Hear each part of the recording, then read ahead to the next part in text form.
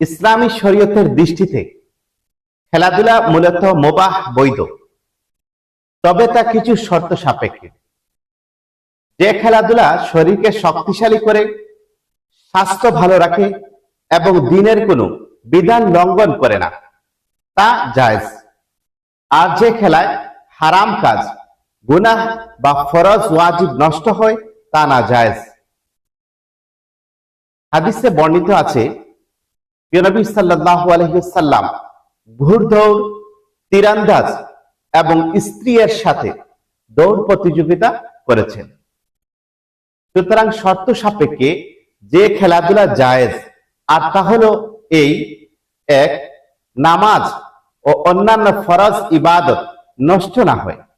দুই, জুয়া বা বাজি না থাকে। তিন, অশ্লীলতা, গালাগালি বা হারাম কাজ না থাকে। চার, পর্দা লঙ্ঘন না হয়। পাঁচ, খেলাই যেন জীবনের মূল উদ্দেশ্য হয়ে না যায়। ছয়, শারীরিক বা নৈতিক ক্ষতির কারণ না হয়। আর যে খেলাধুলা আমাদের জন্য নাজায়েজ, আর তা হচ্ছে এই: এক, জুয়া বা বাজিযুক্ত খেলা।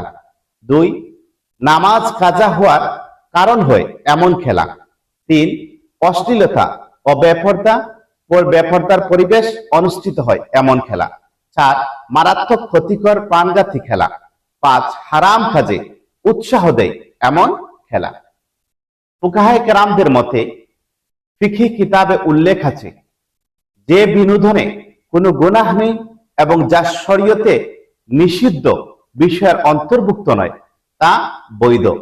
রুদ্দুল মুখতার।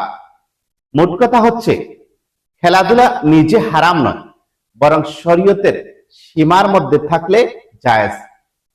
কখনো কখনো উপকারী, কিন্তু খেলাধুলার সঙ্গে যদি নামাজ নষ্ট হওয়া, জুয়া, অশ্লীলতা, বেপরদা বা অন্য কোনো হারাম বিষয় যুক্ত হয়ে যায়, তাহলে তা নাজায়েজ ও গুনাহের কাজ হবে।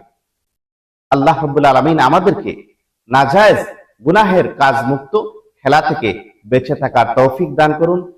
আমিন সুম্মা আমিন।